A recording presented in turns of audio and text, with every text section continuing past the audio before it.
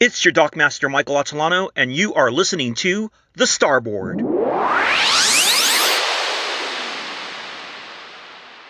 The guest for this episode is Doug Kistner, who's here to talk about his new musical project, Studio Deluxe, which features the likes of Glenn Burtnick, Joel Hoekstra, Liberty DeVito, John Harrington, Elliot Randall, and Bill Champlin. Welcome aboard, Doug Kistner. Hey, Michael. Thanks for having me on. My pleasure, sir. So let's talk about your project, Studio Deluxe, and how it all came together. What was your concept, or what was the thought process behind this project? It sort of fell together by accident. I started recording my own tunes, singing them and then putting them out as Doug Kistner. As I'm doing it, I'm sort of like, I don't really want to be a solo artist. Really not something I ever really wanted to do. I want to sing, I want to play, I want to be in a band, I want to write songs and all that, but not really be a solo artist. And then when I found out that I'm getting Liberty DeVito on drums and Bill Champlin might be able to sing some parts on the song, and it started to materialize that way, I said, well, this is really more of a project of bringing different studio guys in. And that's where I was like, yeah, that's what I want to do, because then it's really not like check me out. It's kind of like listen to what we're all doing. And then on the next song, I can get somebody else to come in and play. And that was sort of the idea of it. And it's really coming together because I got some people that I never imagined that I'd be recording with. How did you go about starting this project? How did you birth it? It really fell together by accident. I play with Liberty DeVito. He's a big reason why I kind of started it. Not that he knew that, and not that I even knew that, but looking back, I was almost afraid to ask him if he'd play. He's a legendary drummer, I play in his band, Lords of 52nd Street. That is basically a Billy Joel band with the original guys from Billy's band. He liked some of the songs that I was recording and putting out there very independently. And I said, well, I wonder if he would play on it. I was kind of afraid to ask him. And he said, sure, let's record it at Richie Canada's studio. I really like the drum sounds there. And yeah, let's do it. That's how it started. And then after we did that first tune, we said, Doug, let's do another one. And also Bill Champlin, I just loved him in Chicago for so many years. And then I got into his other solo music. So once the two of them were kind of recording the second song with me, that's when I said, well, listen, this is going to be about everybody, let me do this as a project. And both of those guys were like, the music sounds great. So it was really encouraging. And from there, when I asked other people, Elliot Randall and so on, if they would be interested in playing on it, they were up for it. So you played with Liberty DeVito. Now, how did you onboard Bill Champlin? How did you get in contact with him?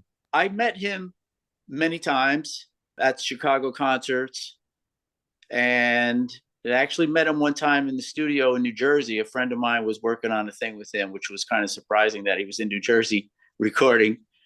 I don't even know if he remembers that. He probably would. So I met him a bunch of times. I contacted him somehow and sent him a couple of the songs that I had done without Liberty, earlier on, which is during the shutdown.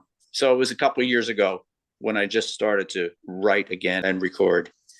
So I had sent him those songs, and he responded back with some nice compliments about them. Then when I was recording with Liberty on their door, I asked him, would you check out what I have so far? If you want to sing, I'd love to hear a Bill Champlin lick on there or something. Maybe you would consider singing on it. So he said, send it to me. And he liked the tune. He didn't only sing a little bit. He sang like about 8 tracks, all kinds of background parts. And he took the lead in the bridge. So the level that it went without him to what he added to it was just amazing. And then we went on from there. We're just kind of song by song, song to song. But now I've got an EP together. So just put it all together as more of a project than just individual songs. And it's just about to be released in December 2nd. The EP will be out. It's really for the audience that wants to hear music like kind of the Toto vibe or Chicago or Steely Dan or Doobies or, that kind of older classic, a little bit of yacht rock, but it's new. It doesn't sound old to me. And they're new ideas, they're new songs.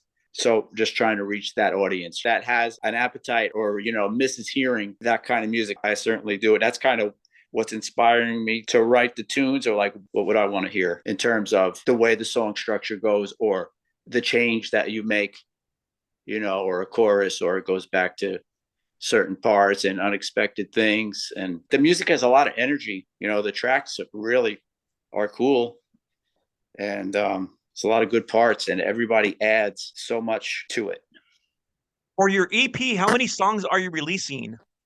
I wanted to have 4 songs, but there was a glitch with having There's the Door, because it was been out in my name. It was just a problem. So it's just a 3-song EP.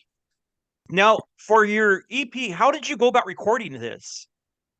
I kind of have a process, the way it's been working so far, and it's working pretty well right now. I have a studio, not my own studio. There's a studio, the Burn Room, with Mark Battaglia. He's in New Jersey by me. And what I do is I work up the song with him. We just grab a drum loop for the time being, something just to find a tempo and something that sort of works. Very simple loop. And then I start playing guitars and keyboards, and you do a rough vocal on it. And then I kind of work that up and, find the arrangement for organ parts, piano parts, a string part, whatever other sort of part that might be cool or needed or whatever. So then I've been taking that track, get rid of the drum loop, and we record Liberty in New York, in Long Island, at Richie Cannata's studio. So he plays along to the track that I built up, and he's heard it already. He kind of knows the song. To hear it take flight from when he's playing on the track, instantly the level of the track just goes up tenfold. It just comes to life when he's playing on it.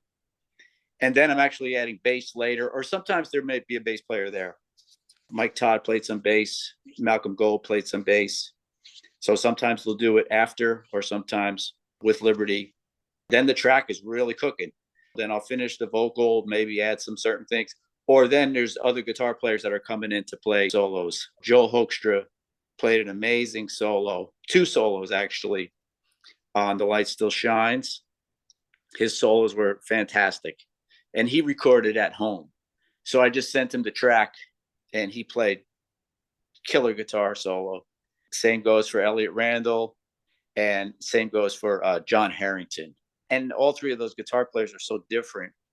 Their tones were different, their approach were different, and it was so perfect what they did. And they really didn't have to redo it or anything. It was just, I didn't have to say, can you do that over? It was just perfect. Those guys played. They sent me great tracks right from the start. So it really fell together with everybody.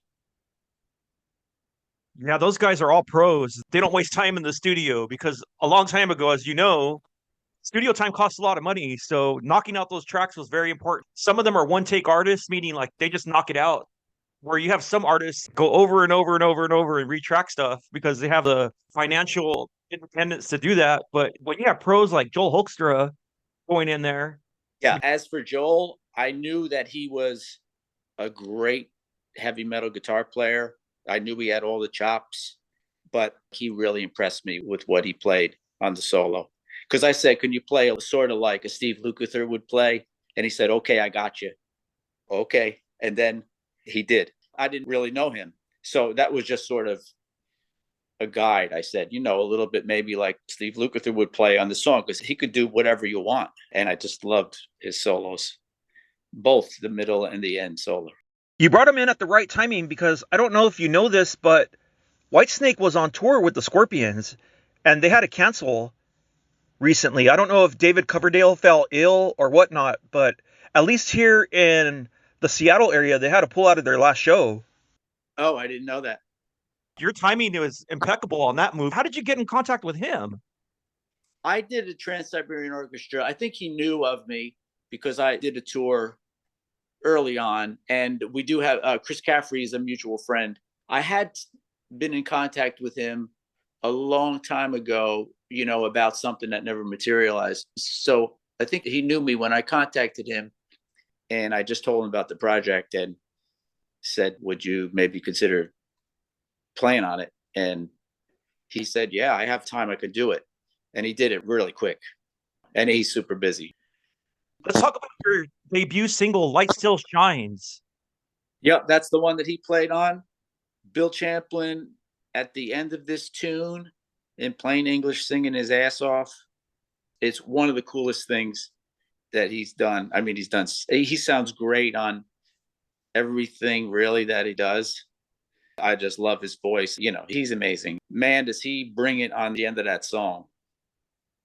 And he said he had a ball singing on that. Light Still Shines. Yeah, and you'll hear him.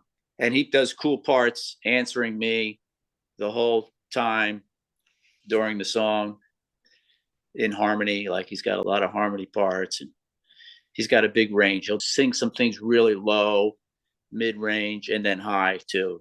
He's got a lot of range in his harmony parts and his vocal chops. Yeah, definitely. Let's give a little preview of the single Light Still Shines. Someone who knows, all that you feel, deep inside your heart.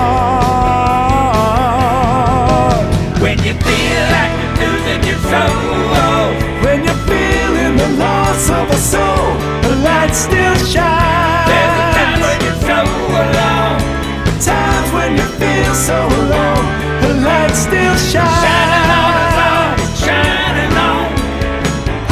Until the end, until the end of time.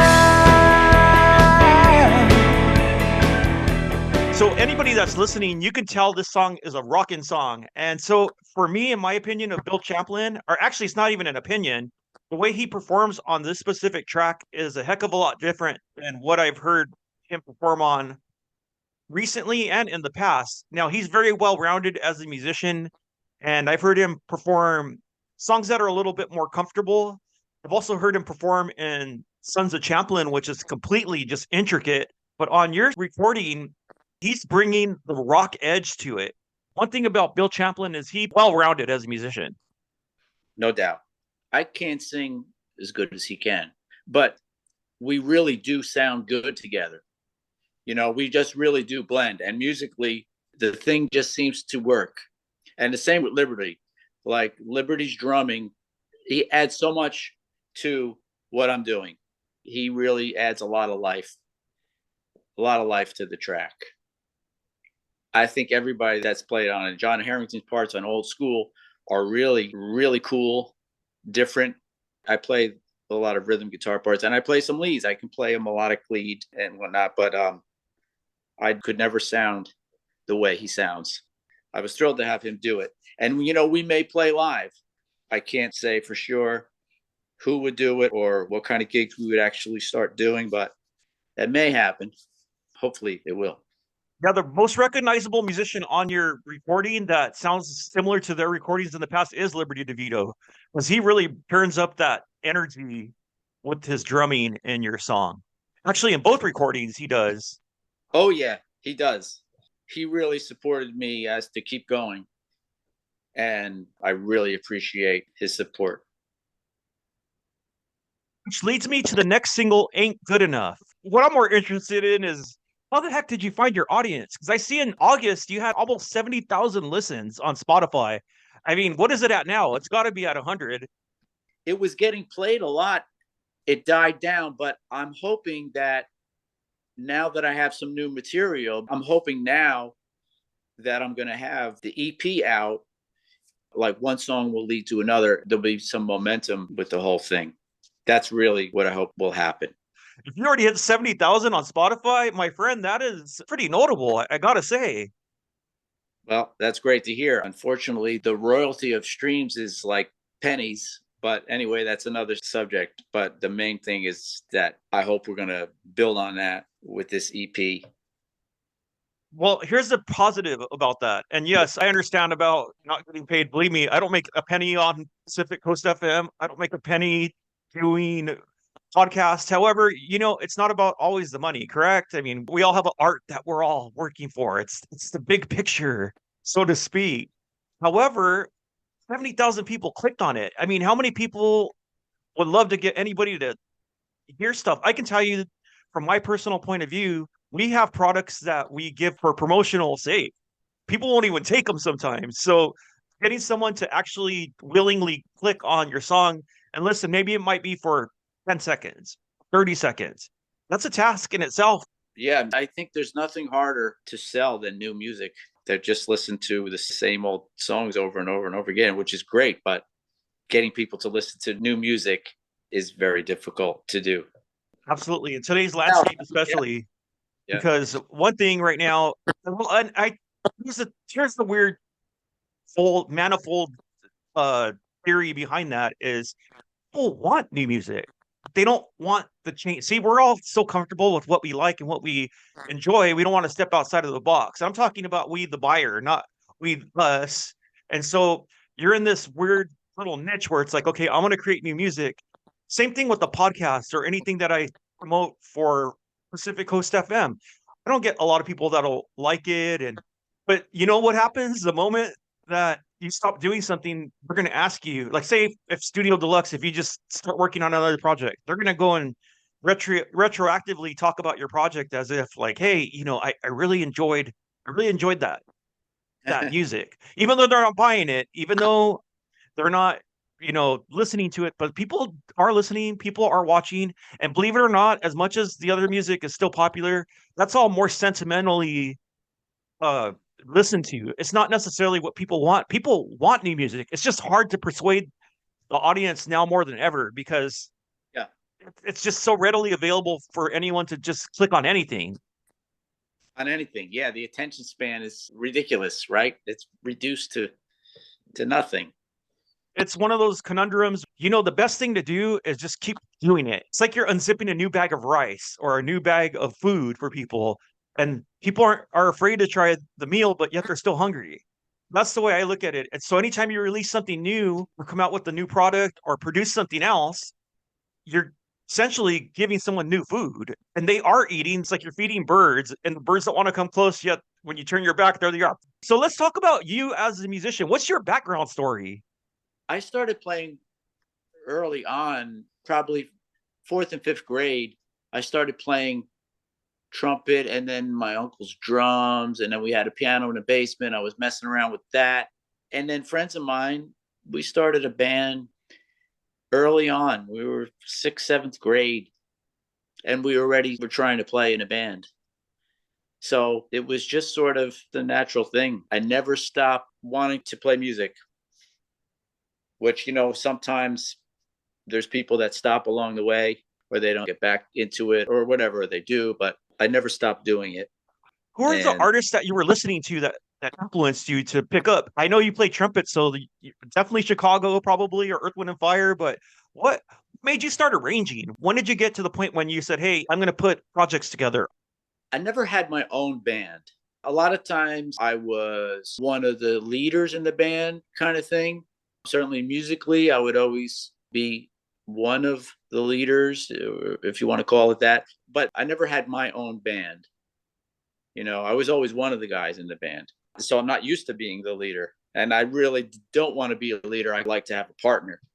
So in this, I am the leader of this thing.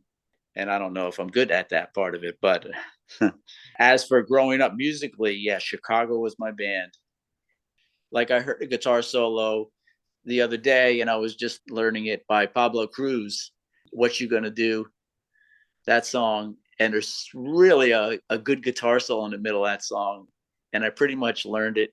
That's what I always did. Like, if I heard something, I had to try and figure out how to play that thing. And you learn how to figure things out. Then you learn how to arrange things because you're picking apart, how is this thing put together musically, Well, yeah. I honestly think that Dave Jenkins from Pablo Cruz is the first lead guitar player to play a finger tap solo in a top 10 hit with that song.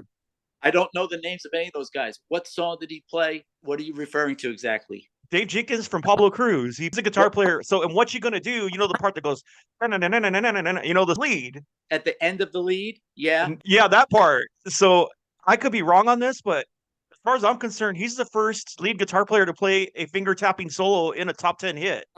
Oh wow. Think about it. I think it was the bass player who had an incredible voice too on that song. There's two singers on that song, which used to be so cool, you know, that different guys in the band would sing, like in the Beatles and the Doobies in Chicago. Ambrosia had two singers too. People think David Pack was the only singer. No, Joe Porta sang too. Right? That's how it used to be. The Eagles. It's funny that we're bringing that up, but that's cool because that's what I am. Like, I'm a guy that can sing in the band, but I wouldn't be the main singer necessarily. But certain songs, they work for me. But having, like I was talking about before, like having when Bill Champlin comes in, it's like, whoo, you know, when you have different singers, it just makes it more interesting if they work together, you know, if they blend, if it works stylistically. It's more interesting to hear not just one guy singing every song all the time. That gets boring. Yeah, exactly. It brings diversity. So let's give a little preview of your other single, Ain't Good Enough. Word to the wise, stop with the lies. Look where it's getting you. Half of what you say is true. You gotta pick it up. 50% ain't good enough. Ain't no good. Doesn't matter who you are. You gotta bring the stuff. 50% ain't good enough. Good enough. Good, yeah. Well, smile. Tell us where we can find Studio Deluxe. Where can we find your music? I think it's easy to find nowadays. Studio Deluxe, it's going to be on Spotify, Apple Music, YouTube. They're really going to be on my channel for YouTube. You can download it on Amazon and it'll be available everywhere. I think it's easy to find if you know the name Studio Deluxe. So that's what we're trying to get out there. And if you Google my name, it'll probably be associated with it. But yeah, Studio Deluxe is the project. And I think you can find it wherever you listen. That's Studio Deluxe, D''Lux. That's right. It's D''Lux. Doug, it's been a pleasure having you here today on the Starboard. And for more information about Studio Deluxe, look them up on Facebook and hit that like button. And keep your eye out for when their new music is coming out. Studio Deluxe, they have 2 singles out right now. And go check them out. Find them on all streaming platforms, Spotify, Apple, Amazon, YouTube. But more importantly, like their Facebook page and keep updated on when their EP will be released. When will that be? December 2nd. You've been listening to The Starboard. I'm your Dockmaster Michael Atilano. Thank you for listening. To find out more about the Starboard podcast, look me up on Facebook. That's Dockmaster Mike on Facebook.